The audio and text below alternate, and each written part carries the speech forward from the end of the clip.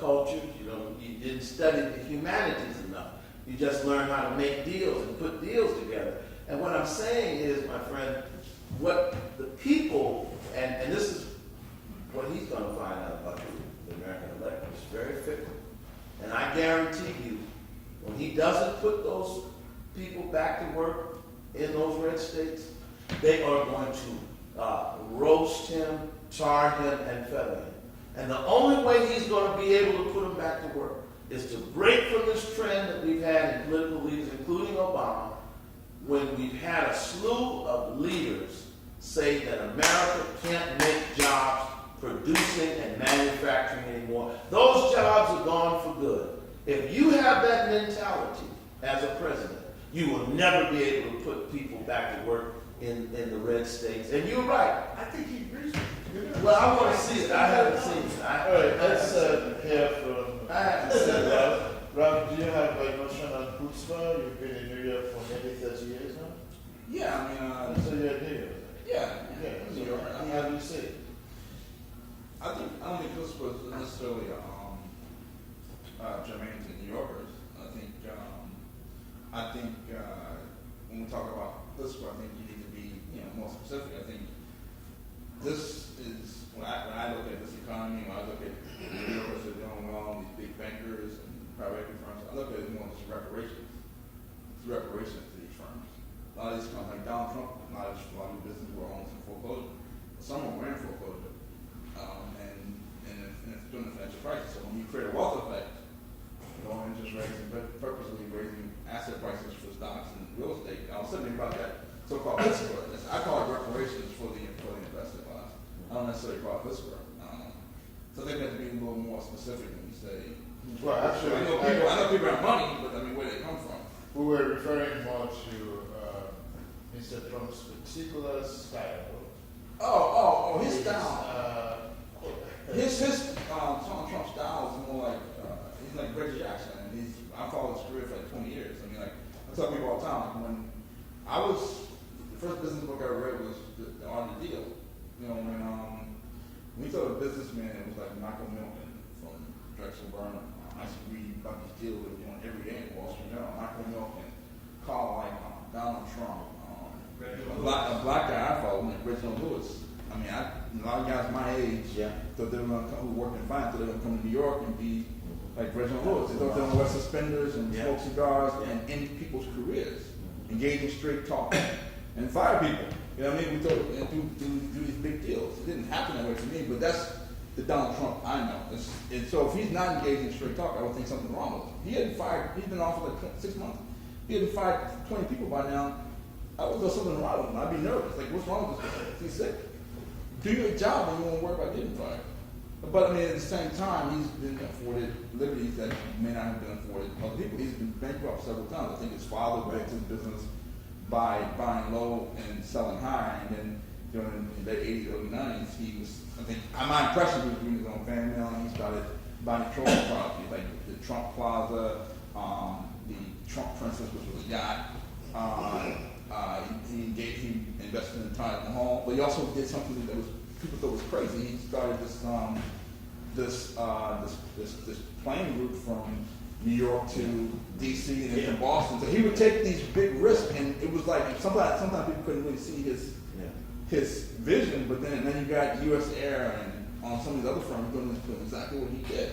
So he swung for the fences. Sometimes he connected, sometimes he didn't. That was the Donald Trump I know. So from that standpoint, I think he does have. Let's go, but at the same time, he's been afforded liberties that may not have been afforded other people. And I think Goldman Sachs and Morgan Stanley, all these firms had hustle. They were basically investing in proprietary trading, and they were making billions of dollars. But when losses come in, now all of a sudden, they want to bail out. So they want to privatize the profits. When they swing for the fences and take these big risks, the profits belong to us. But when the losses come in, they want to socialize the losses. Now it's our problem, and that's what FDR. So when you say, I'm talking about a class that I didn't necessarily grow up in. When we talk about Pittsburgh, that's a class that FDR was very familiar with. He knew these people inside and out that you may call it following people Pittsburgh.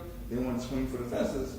When the losses came in, they would find a way to file the losses off onto unsuspecting investors, or onto taxpayers, and he said no more. Right. So he knew this class inside and out.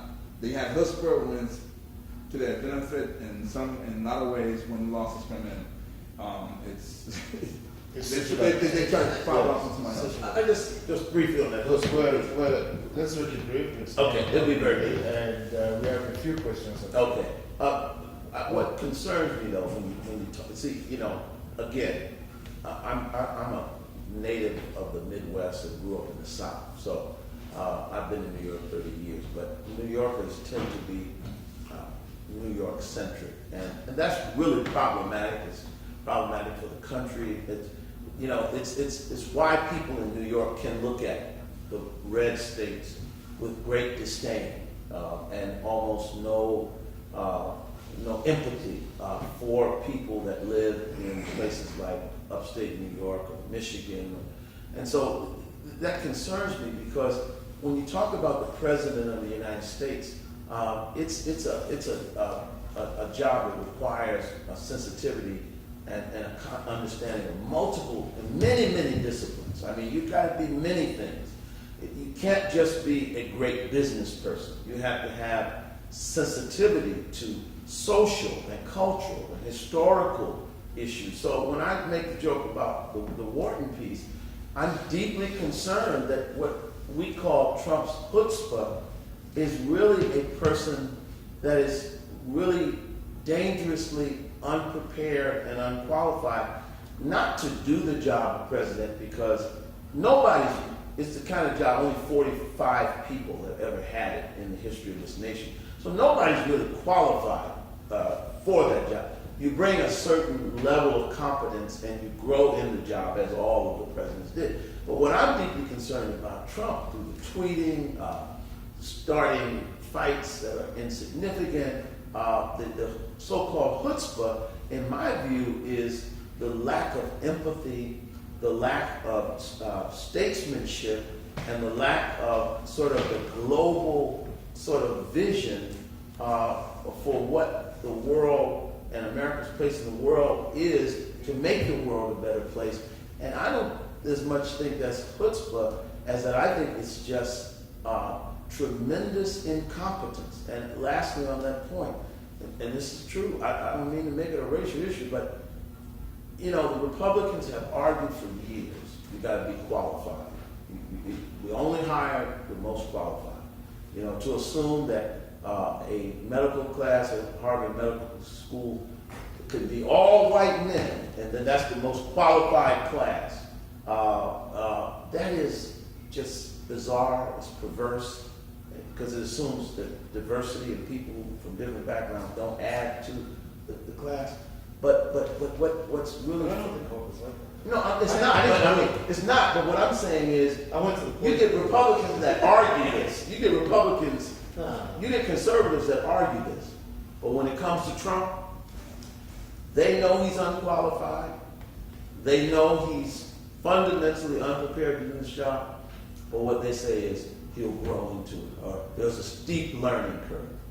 Well, hire a young black student at Howard University, give him a well-paid job, or her, that they're unqualified for, and say, well, there's a steep learning curve, but let's hire them in. And so until we deal with these things as a nation, I'm serious, I'm not left, I'm not right, we've got some problems, and I think Trump is not the cause of it, but he's the flashpoint. He's the flashpoint. Okay, let's open it up. All right. I'd like to say, before we go further, I find the description of Mr. Trump as incompetent disturbing. I don't use the word disturbing that. I mean, I don't quite share that understanding. Politically incompetent. No, it's a contradiction. I think he's quite confident, and I think he's actually someone who is very confident. He plays a very smart game, and he plays people against themselves. I wouldn't want to say he's incompetent. I think he's quite confident. I think what he does publicly with the tweets, what he does with the way he plays the media, it's all distraction. It's, to get you thinking about one thing while he's playing the defender. But I don't want to Well, Adolf Hitler seemed very competent when he stood on that balcony in France. Actually, It's the end of that's where he was. It's the end of the. I'm not drawing a comparison, but what I'm saying is, This is not. competence is not determined in the short term. It's determined in the long term. And it looked like at one point Hitler could do no wrong. Okay, he was considered a genius. But I'll tell you, that's a better now. Well, but I tell you, Let's open it up. Yeah. So anybody wants to add a voice? Anybody wants to add a voice? You have a question before we go back here? If you don't, sirs. I'll step forward. All right. Why don't you step forward? Make it quick. We have less than 30 minutes now. Are you So coming to frame? just Okay. Yeah, I'm James. Just a overly long Brooklyn resident, so who knows, I might be leaving soon. Just speaking to that general notion of both qualification that Reverend Tillard just mentioned, and also you had mentioned that Henry Ford.